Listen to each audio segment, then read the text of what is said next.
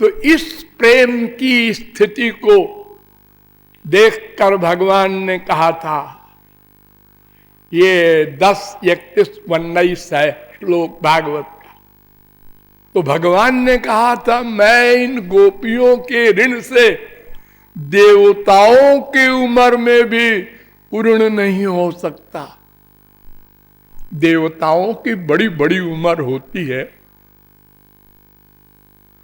ब्रह्मा की उम्र को देखो, 3110 खरब 40 अरब वर्ष की उम्र होती है।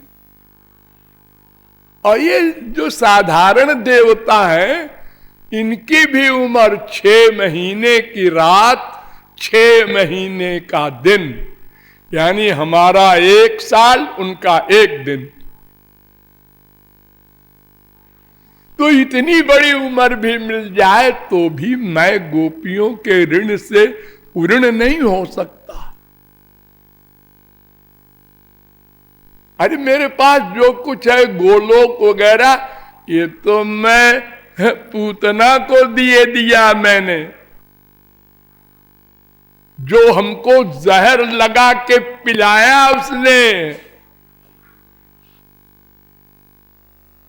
पूतना लोक बालघनी, पूतना को कंस ने आदेश दिया कि हमको ये ऐसी आकाशवाणी हुई है, जब यशोदा की लड़की को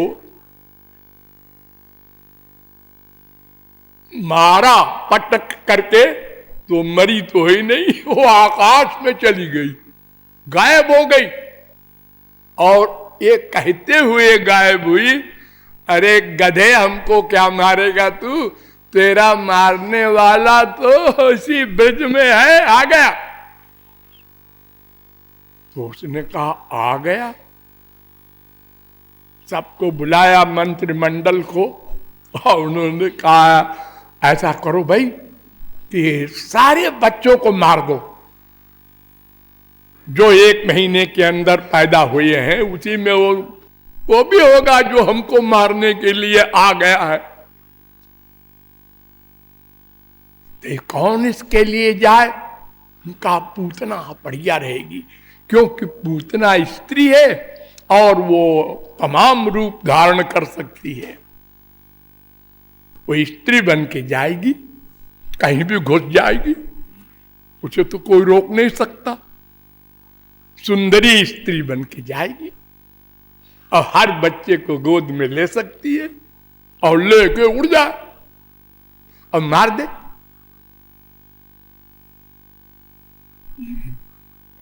श्री कृष्ण तो सर्वज्ञ है, उन्होंने कहा अच्छा ये चुड़ैल आ रही है मारने हमारे सब सखाओं को। तो उसने अंदर प्रेरणा किया, पहले मेरे पास आ। चाबी तो वही घुमाते हैं ना सबके हृदय में। उन्होंने कहा पहले अपने ही पास बुला लेते हैं इसको। तो अपना उसने पहले देखा, बड़ा महल है ये, यहीं चलो। नंद के बड़ी सुंदर स्त्री बन के, जैसी अपने इंडिया में कोई न हो। तो लेफ्ट राइट बड़े ठाट से सब पहरेदार हट गए देख के, अरे ये कोई महारानी की भी रानी है, इसे मत रोको। कमरे में जहाँ आखिर में यशोदा मैया का कमरा था और ठाकुर जी पालने में थे, अभी 6 दिन के। सब बैठी थी यशोदा वगैरह, कोई बोल नहीं सकी, पूछ नहीं सकी कहां से आई है तू। सबका बिल्कुल बंद कर दिया उसने मुंह अपनी पावर से, और बैठ गई। और बड़ी मुस्कुरा के, जैसे आप लोग किसी रिश्तेदार की लड़के लड़की को गोद में लेकर ऐसे ऐसे करते हैं, ऐसे ऐसे करते हैं। एक दिन तो उसने भी ऐसे किया और चूमा उमा ठाकुर जी मुस्कुराते रहे, अच्छा अच्छा, चूम ले 2-4 क्षण। और उसके बाद लेके उड़ी, सब देखती रह गई, अरे कहां गई, अरे अब छाती पीट रही यशोदा मैया साहब, वगैरह वगैरह हुआ। तो 12 मील की लंबी, 12 मील हो गई आकाश में। तो जब इतनी लंबी हो गई कि अब तो ये गिर जाएगा, अपने आप मर जाएगा, क्योंकि छोटा सा मुंह ठाकुर जी का और पूतना का स्तन कितना बड़ा, 20-25 फुट की चौड़ाई, तो वो मुंह में कैसे आएगा स्तन, वो तो अपने आप। लेकिन ठाकुर जी ने छोड़ा नहीं उसको, अपना मुंह बड़ा कर दिया। चल तू कितना बड़ा करेगी, स्तन मुंह में डाले रहे और प्राण खींचते रहे। और विष के लिए शंकर जी को बुला लिया कि भाई तुम्हारा आहार है, लो अपना।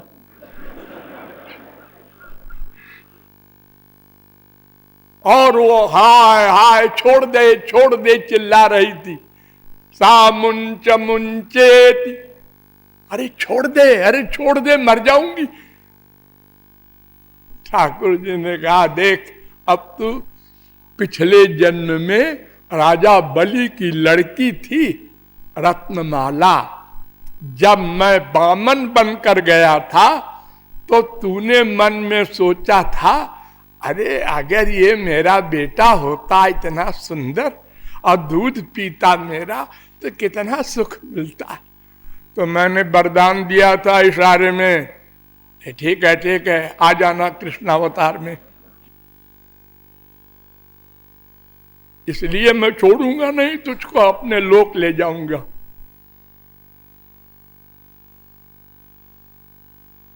खैर वो गिरी और 12 मील के पेड़ गिर गए सब ब्रिज में। बड़ा भारी उत्पात जैसे प्रलय का होता है, ऐसी आवाज आई। सारे ब्रजवासी ने कहा, और लाला तो गए।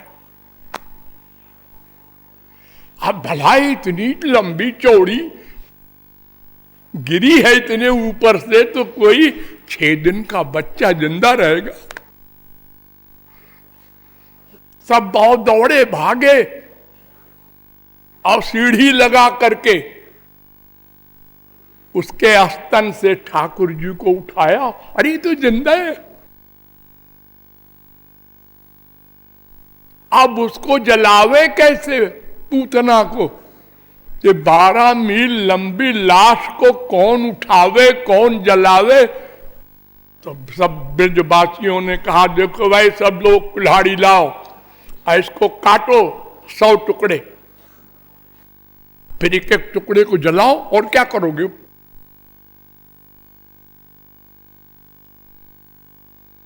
लेकिन जब जलाया तो ऐसी खुशबू आई, संसारी आदमी को जलाओगे तो बदबू आती है ना, लेकिन वो ऐसी खुशबू आई कि सबको आश्चर्य।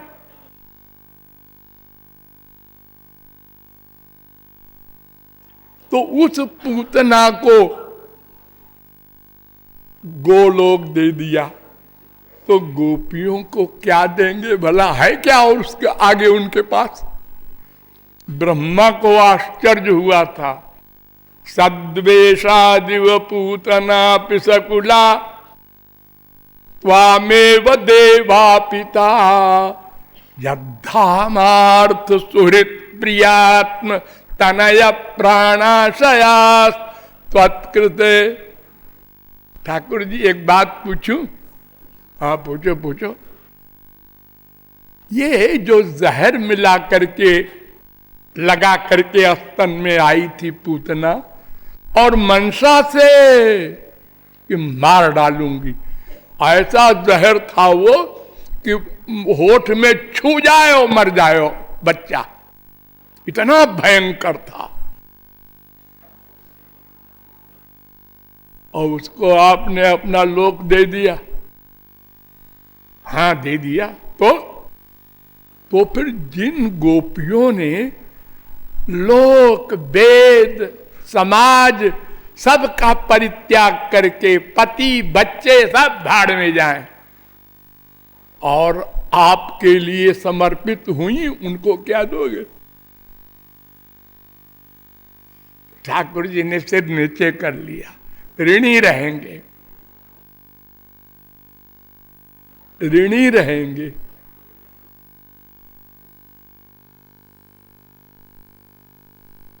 हनुमान जी से कहा था राम ने, एक ही कस्योपकारेण, हनुमान अगर मैं प्राण दे दूं तो एक उपकार से ऋण होऊंगा और शेषे और बाकी से ऋणिनो वयम, हम ऋणी ही रहेंगे। भक्तों के प्रति भगवान के ये उद्गार हैं, इतना प्यार करते हैं।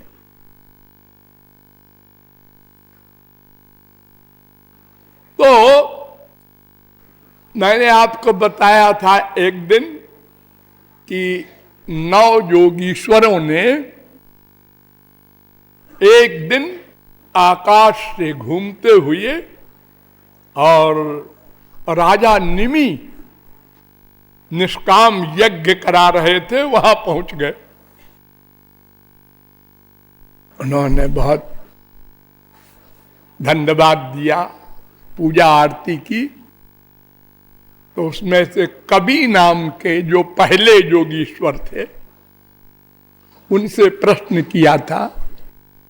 निमि विदेह थे वो राजा, जनक की तरह, लेकिन फिर भी महापुरुष के पास महापुरुष जाता है तो एक्टिंग करते हैं, ऐसे प्रश्न करते हैं कि हम अल्पज्ञ हैं।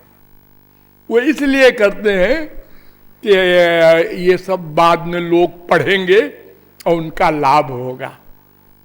हाँ, बड़े बड़े ब्रह्मांड नायक भगवान शंकर की लादिनी शक्ति पार्वती, वो एक्टिंग करती है, आप सुन के हंसेंगे। क्या डाउट हुआ उनको? शंकर जी ने राम को प्रणाम किया।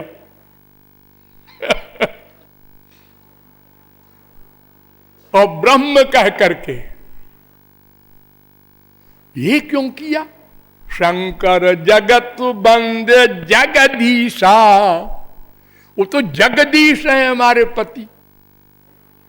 तो जगदीश तो सुप्रीम पावर होती है, संसार का अध्यक्ष तो केवल भगवान है।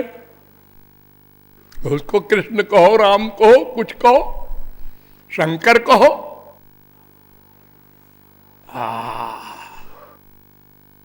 और सो नृपतनय कीन परनामा, कही सच्चिदानंद ब्रह्म, कह करके प्रणाम किया। तो तुम माथा टनका उनका पार्वती का कि ब्रह्म जो व्यापक बिरज अज अकल अनीह अभेद, जो सर्वव्यापक है, हाँ, तो सो की देह धरी हो ये नर, वो भला साकार हो सकता है? इम्पॉसिबल। यानी निराकार साकार नहीं हो सकता, भगवान भी, और हम लोग भी निराकार हैं, ये मैं, और साकार होके घूम रहे हैं 84 लाख प्रकार का साकार। और भगवान नहीं हो सकता, उसको लिए कर्फ्यू है कि तुम शरीर धारण नहीं कर सकते, माना कि तुम सत्य संकल्प हो, माना कि तुमने संकल्प से साकार संसार बना दिया, सब निराकार जीव जो तुम्हारे अंदर थे उनको साकार शरीर दे दिया, लेकिन तुम शरीर धारण नहीं कर सकते। ये शंका पार्वती को, तुम इतने बच्चे बैठे हो लेकिन कम से कम हमारे उपदेश से गधे को भी डांट दो, क्या बकते हो, भगवान साकार नहीं हो सकता। अरे साकार तो तुम्हारा संसार ही बना है निराकार से। तस्माद वाये तस्माद आत्मन आकाशा संभूता, आकाशाद वायु वायोर अग्नि अग्निरापा, ये हो रहा है ना साकार, आकाश से संसार।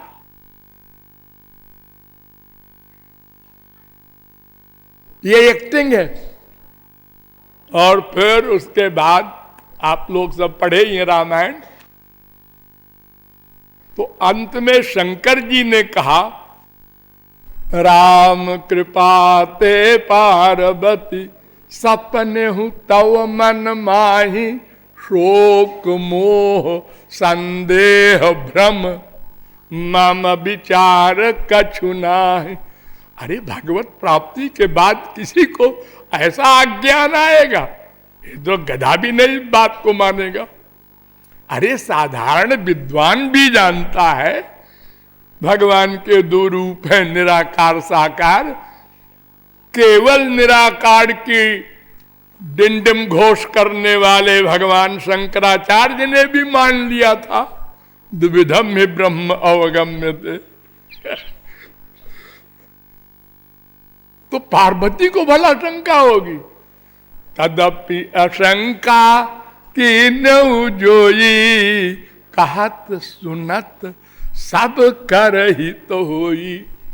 वो तो इसलिए डाउट किया था कि हम ये ऐसा करेंगे तो पढ़ेंगे लोग तो कहेंगे देखो पार्वती को डाउट हुआ था तो शंकर जी ने परित्याग कर दिया था। हाँ, ये डाउट मत करना कोई भगवान के बारे में। ये गधे भी सावधान हो जाएं, इसलिए तमाम शास्त्रों में बड़े बड़े महापुरुषों ने महापुरुषों से, भगवान से, जैसे उद्धव श्री कृष्ण से, और बड़े बड़े भरद्वाज वगैरह का सब वृत्तांत आप लोगों ने पढ़ा सुना होगा। अर्जुन को देख लो कि महाभारत के पहले द्वारिका में तो वो इतना ज्ञान रखता है कि बिना हथियार के श्री कृष्ण को लेंगे। 18 क्षौहिणी सेना हथियार युक्त, वो नहीं लेंगे। और जब युद्ध का मामला सामने आ गया, सेनयोर उभयोर मध्य रथम स्थापय, श्री कृष्ण रथ खड़ा करो बीच में, अब युद्ध होगा। ठाकुर जी स्वार्थी बने थे, उन्होंने कहा यस, ऑर्डर को मानेंगे, नौकर है इस समय, खड़ा कर दिया, मुआयना किया।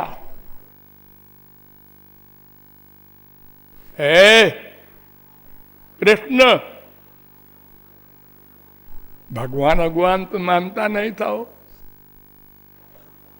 मैं युद्ध नहीं करूंगा।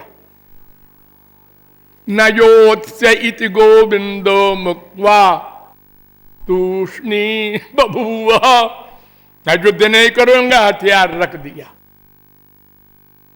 अब श्री कृष्ण हक्का बक्का, अरे ये क्या हो गया इसको, क्या इसको मालूम नहीं था किससे युद्ध करना है? और जब मालूम था, क्योंकि दुर्योधन भी गया था मांगने, दोनों बैठे थे द्वारिका में एक साथ, और इसने हमको मांगा बिना हथियार के, तो ये हमको कुछ जानता होगा भगवान तभी तो माना।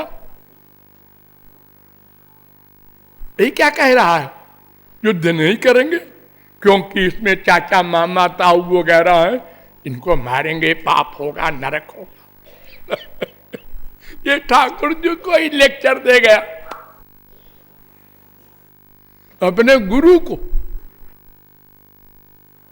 और गुरु कह रहा है शिष्यस्ते हम साधिमाम त्वाम प्रपन्नम, शरणागत भी हूं,